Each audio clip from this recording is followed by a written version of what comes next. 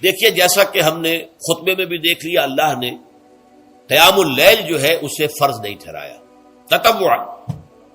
قرآن مجید میں بھی اس کا کوئی ذکر نہیں، احادیث میں اس کی تشویق و ترغیب پوری موجود ہے۔ ایک اور حدیث بھی ہم بعد میں پڑھیں گے اس پر۔ اس کا پس منظر کیا تھا کہ اس کو چھوڑ دیا گیا۔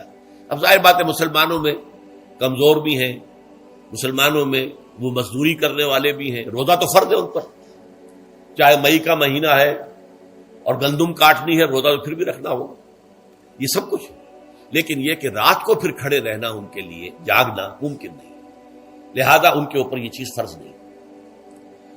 حضور نے تراویح کی نماز یا قیام اللیل نہ اسے فرض قرار دیا، نہ اس کے بعد جماعت کوئی اہتمام کیا مستقل، صرف 3 راتیں آپ نے جماعت کروائی ہے، اس میں 8 رکعتیں آپ نے پڑھی ہیں کہ جو آپ کا معمول تھا تہجد کا، وہ پڑھی، اور تہجد کے وقت ہی جماعت کرائیے۔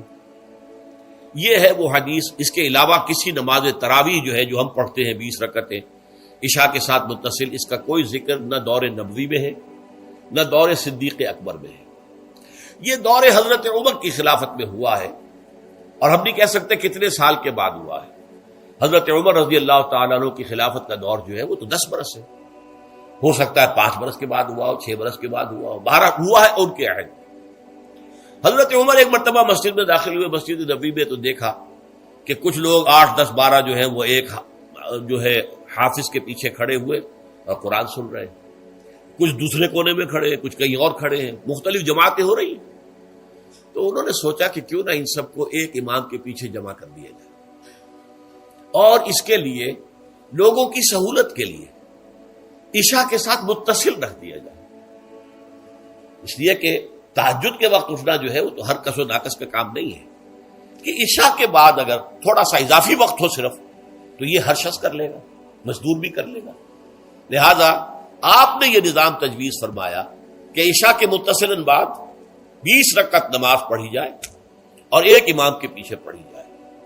یہ گویا کہ اجتہاد ہے حضرت عمر رضی اللہ تعالی عنہ، اس کو آپ نے خود بدعت بھی قرار دیا ہے، لیکن بدعت حسنہ۔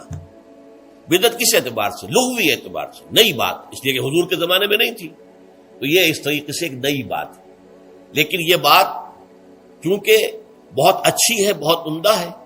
آپ جب یہ نظام چل پڑا تو ایک دن مسجد میں آئے، دیکھا کہ بڑی بھری مسجد ہے، صحابہ کھڑے ہیں اور ایک امام کے پیچھے قرآن سن رہے ہیں۔ آپ نے فرمایا نعم البدعۃ ھذہ، یہ جو ہم نے نئی بات شروع کی ہے یہ بہت اچھی ہے، بہت عمدہ ہے۔ اب یہاں سے فرق واقع ہو گیا ہے۔ ایک تو اہل تشیع جو ہے وہ تو ویسے ہی حضرت عمر سے بہت دشمنی رکھتے، عناد رکھتے، تو حضرت عمر کے اجتہادات سے انہیں نفرت ہے، انہیں دوری ہے، چاہے وہ کوئی سا بھی حضرت عمر کا اجتہاد ہو۔ ہمارے ہاں اہل حدیث حضرات بھی در حقیقت حضرت عمر یا کسی اور خلیفہ راشد کے فعل کو وہ سمجھتے ہیں کہ یہ ایگزیکٹو آرڈرز ہیں، یہ ہمیشہ کے لیے نہیں ہے۔ حضرت عمر نے اپنے دور میں ایک نظام قائم کیا، ان کے دور کے لیے ٹھیک تھا، یہ ہمیشہ کے لیے نہیں۔ ہمیشہ کے لیے وہ 8 ہی رکعتوں کے قائل ہیں، وہ تہجد والے، لیکن اس میں بہرحال انہوں نے بھی خود یہ اضافہ کیا ہے کہ وہ 8 رکعتیں وہ عشاء کے ساتھ متصل پڑھتے ہیں، تہجد کے وقت تو نہیں پڑھتے۔ اور حضور نے تو صرف 3 روز جو ہے وہ کرائی تھی جماعت، وہ لوگ 30 دن یا 29 دن پڑھ رہے ہیں، تو اضافہ تو انہوں نے بھی کر دیا، تو نظام میں تبدیلی تو ہو گئی۔ لیکن اہل سنت جو کہلاتے ہیں، ہمارے جو 4 جو ہیں، جو ہمارے مسلک ہیں، حنفی، مالکی، شافعی، حنبلی، ان کا اتفاق ہے اس پر حضرت عمر کا، کیونکہ ان کے سامنے اصول یہ ہے کہ حضور نے فرمایا علیکم بسنتی وسنت الخلفاء الراشدین المہدیین، تم پر لازم ہے کہ میری سنت کو پکڑو مضبوطی کے ساتھ، اور میرے خلفاء راشدین مہدیین جو ہیں ان کی سنت کو پکڑو۔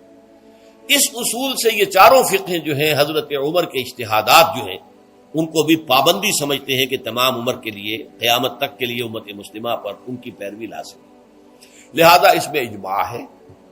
اور یہاں تک کہ یہ سب سے آخری جو اس میں مسلک پیدا ہوا ہے زمانی اعتبار سے، سب سے پہلے مسلک جو ہے حنفی پیدا ہوا ہے، پھر مالکی پیدا ہوا ہے، پھر شافعی پیدا ہوا ہے، اور پھر حنبلی آخری ہے۔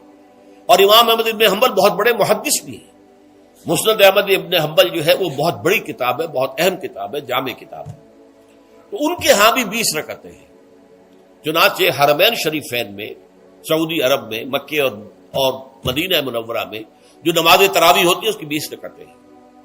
لیکن اہل حدیث حضرات جو ہیں وہ اس 8 کے اوپر اکتفا کرتے ہیں. بہرحال یہ ایک اختلاف ہے جو میں نے اس کا پس منظر بیان کر دیا. لیکن اس 20 رکعت نماز سے ادا کرنے سے، جو کہ زیادہ سے زیادہ 50 منٹ یا 1 گھنٹہ لگتا ہے، اس سے وہ قیام اللیل کا حق ادا نہیں ہوتا. قیام اللیل کا تو کچھ اور ہی تقاضا ہے. قیام کسے کہتے ہیں؟ یہ سورہ مزمل سے واضح ہوتا ہے. یا ایھا المزمل قم اللیل الا قلیلا نصفہ او انقص منہ قلیلا او زد علیہ ورتل القرآن ترتیلا.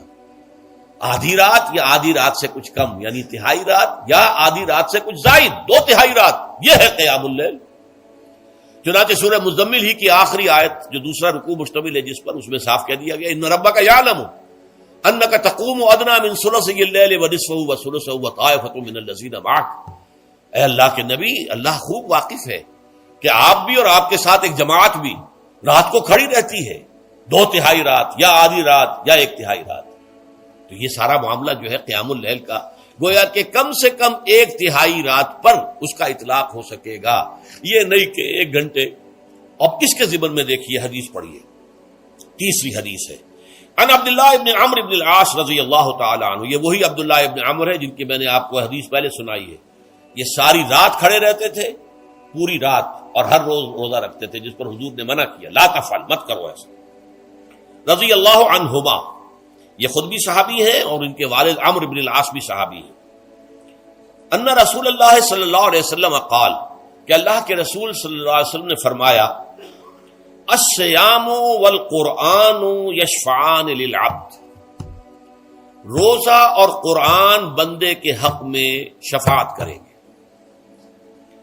یقول الصیام، روزہ یہ عرض کرے گا اللہ کی جناب میں، اے رب پروردگار، انی منعتہ الطعام والشہوات بالنہار، میں نے تیرے اس بندے کو دن کے دوران کھانے پینے سے اور اپنی شہوت کا تقاضا پورا کرنے سے روکے رکھا، یہ میری وجہ سے روکا رہا، تو میری شفاعت اس کے حق میں قبول فرما.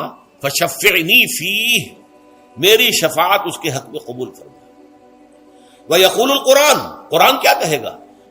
منعتہ النوم باللیل، میں نے اسے رات کے وقت سونے سے، نیند سے روکے رکھا.